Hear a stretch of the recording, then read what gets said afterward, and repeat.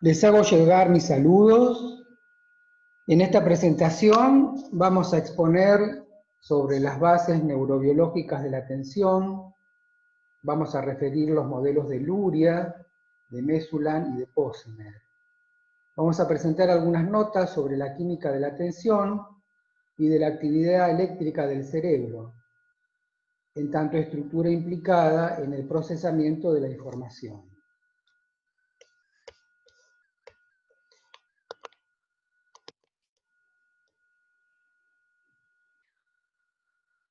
La atención no es un proceso unitario, tenemos que decir que es un proceso multimodal, jerárquico y dinámico, que se constituye en el principio del procesamiento cognitivo de la información. Cumple con una función adaptativa y selectiva en el tratamiento de los estímulos, que resulta necesaria para llevar adelante, diríamos, cualquier actividad cognitiva y para desplegar luego un comportamiento. Como función compleja, implica la participación de un grupo de subfunciones que están asociadas a ellas, como son, por ejemplo, el nivel de conciencia, el grado de orientación, el nivel de concentración, la velocidad de procesamiento y la motivación entre las principales funciones. Por el otro lado, también tenemos que decir que la atención es una función que involucra diferentes procesos jerárquicos y diversas redes o circuitos neuronales. En general, los procesos más pasivos o automáticos de la atención se localizan en áreas más profundas del encéfalo, en tanto que los procesos voluntarios requieren la participación de áreas de la corteza cerebral. Desde el modelo de la neuropsicología clínica de Luria, la función atencional involucra la participación de tres unidades funcionales. La primera cumple con funciones de alerta y vigilancia. La segunda unidad se ocupa del control sensorial de la atención. Y la tercera realiza tareas de supervisión atencional y se encarga también del control motor de la atención.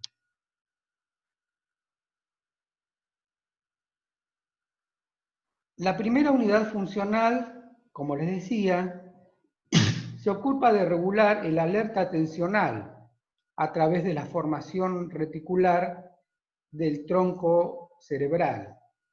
También interviene el tálamo, que es una estación de relevo, al que llegan fibras corticales y subcorticales desde la subcorteza con dirección a la corteza. Esta primera unidad funcional proporciona al organismo, diríamos, un sistema de encendido, de activación, para iniciar el procesamiento de los estímulos sensoriales. Tanto la alerta tónica como la alerta fásica, de las que nos vamos a ocupar en la siguiente presentación, depende de esta unidad funcional. El tálamo, como les decía, direcciona los estímulos y regula la intensidad de los mismos. Es una estación de filtro, tiene una función selectiva. Por su parte, las alteraciones de esta estructura tienen como efecto la disminución de la tensión hasta producir, en los casos más graves, el estado de coma, que es una condición patológica de la conciencia, o una pérdida de la conciencia. La segunda unidad funcional constituye un sistema de interfaz atencional, estableciendo un puente entre la formación reticular, la corteza cerebral y el sistema límbico. participan de este circuito el núcleo caudado y el putamen. Esta segunda unidad tiene por función facilitar el tratamiento selectivo y focalizado de los estímulos. Es importante que la segunda unidad funcional conecta con el sistema límbico, de modo que la atención adquiere a través de este sistema un contenido emocional que hace connotar el proceso atencional por el que se está transcurriendo.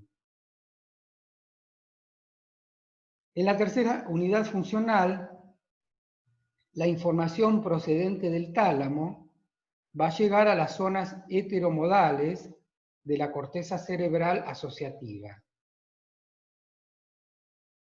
El lóbulo parietal, la corteza del lóbulo parietal, organiza los mapas sensoriales para el control atencional. El campo visual izquierdo activa la corteza parietal derecha.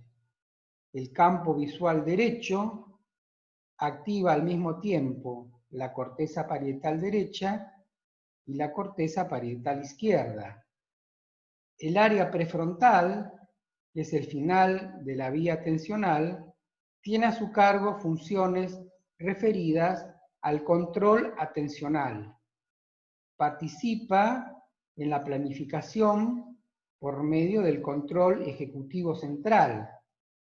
Controla también la atención sostenida, limitando la dispersión atencional o la distracción.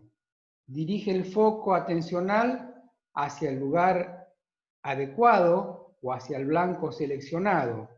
Y también controla los movimientos oculares a través de la intervención de los campos visuales.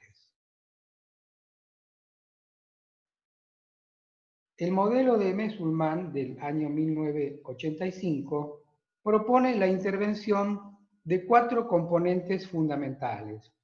El primero es el sistema reticular, que está relacionado, como decíamos antes, con el nivel de alerta y de vigilia. El segundo es el sistema límbico, que agrega la intervención de la emoción y la motivación en los procesos atencionales.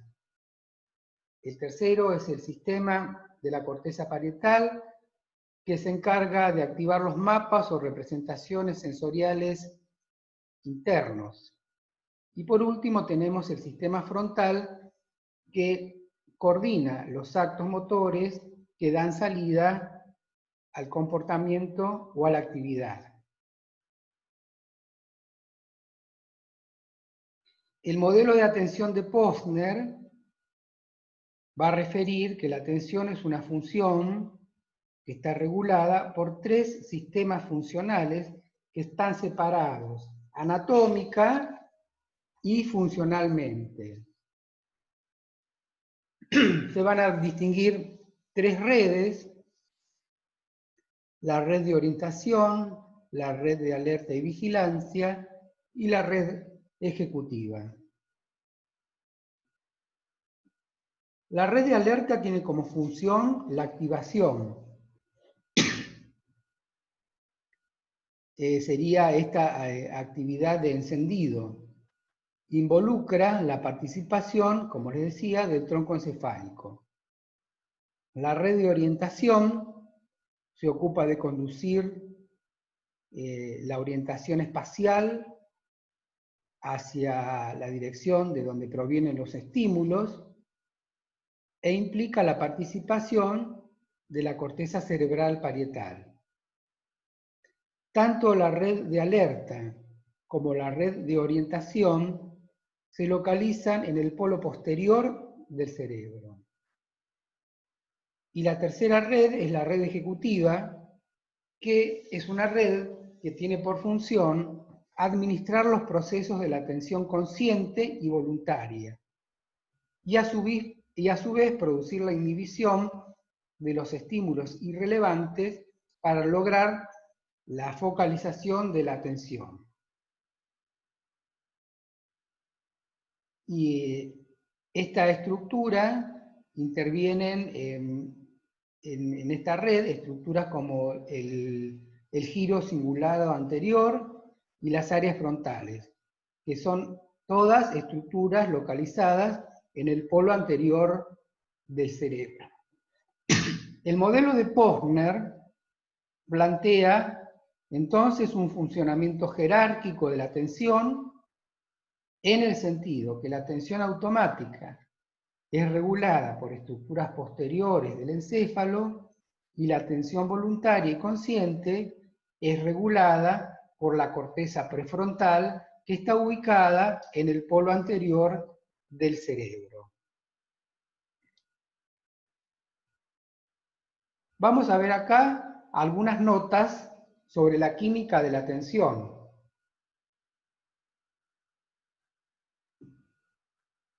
Tenemos que decir que la función atencional está regulada por la intervención de neurotransmisores que actúan en el cerebro y también de hormonas que se liberan en el torrente sanguíneo.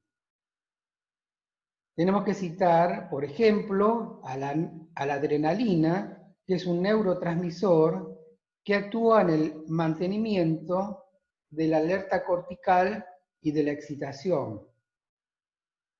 Por su parte, la acetilcolina es también otro neurotransmisor que está vinculado a la somnolencia y al adormecimiento. Los niveles más altos, los niveles de concentración más altos de este neurotransmisor se producen en horas de la tarde-noche y son entonces estos niveles los que inducen al sueño. Y los niveles más bajos son durante el día y entonces favorece la realización de la actividad. Por su parte, la norepinefrina es un neurotransmisor que aumenta el nivel de concentración de la atención ante situaciones de estrés para poder generar una respuesta adaptativa a los estímulos estresores.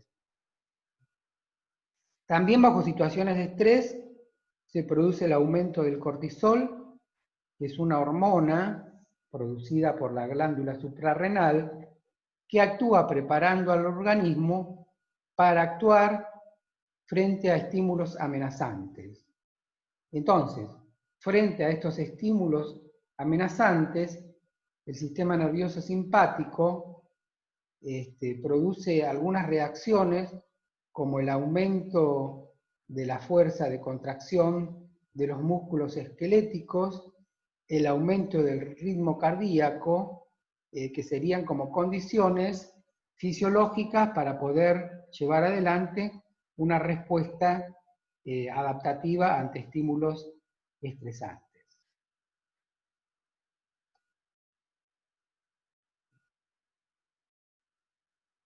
Como hemos señalado anteriormente, la atención no es un proceso continuo. Decimos que está sujeta a altibajos o a oscilaciones que dependen tanto de factores externos, como puede ser la intensidad de los estímulos, pero también dependen de factores internos, como puede ser el grado de motivación y de activación del sistema nervioso. Una de las formas de detectar la atención es a través del registro de la actividad eléctrica del cerebro o de las ondas electroencefalográficas. Las ondas electroencefalográficas corresponden a un descubrimiento que se remonta hacia el año 1930 por parte de un fisiólogo alemán que fue Hans Berger. Las ondas electroencefalográficas son patrones que pueden ser asociados a estados conductuales específicos. Y en las ondas tenemos que distinguir dos criterios para poder interpretarlas. Un criterio es la amplitud, que se refiere a la altura de la onda, y el otro criterio es la frecuencia, que es al número de repeticiones que se producen por segundo. Entonces, teniendo en cuenta estos criterios, tenemos que decir, bueno, que las ondas beta se registran cuando una persona está en estado de vigilia, está alerta y está realizando alguna actividad. Los registros son de 12 a 25 ciclos por segundo aproximadamente. En las ondas alfa, la persona está vigil, está despierta, pero relajada, por ejemplo con los ojos cerrados, y el registro es de 7 a 12 ciclos por segundo. Hay que tener en cuenta que tanto en las ondas beta como en las ondas alfa, las dos se caracterizan por tener una baja amplitud, es decir, la altura de las ondas es baja, y una frecuencia alta, es decir, el número de ondas de repetición por segundo es alta. Por el contrario, en las ondas Z se identifican o se vinculan más a estados de somnolencia o de sueño profundo, con ciclos que van de 4 a 7 por segundo. Las ondas delta decrecen a ciclos de 1 a 3 por segundo y son características del estado no consciente. En estos dos casos, las ondas aumentan en amplitud, pero descienden en frecuencia. Si el cerebro deja de funcionar, ya entra en un estado que denominamos muerte cerebral. En este caso, el registro encefalográfico se convierte en una línea plana. Estos registros encefalográficos son métodos que ayudan a evaluar el grado de vigilia, el grado de conciencia, y también permiten estimar la gravedad de una lesión encefálica.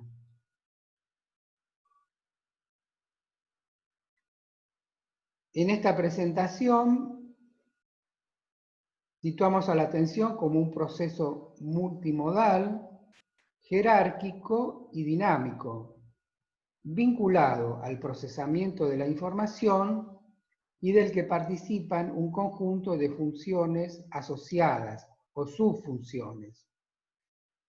Indicamos que la atención automática importa estructuras subcorticales y más profundas del encéfalo, en tanto que la atención voluntaria y consciente requiere de la participación de áreas de la corteza cerebral. Presentamos tres modelos atencionales, el de Luria, el de Mesulam y el de Posner.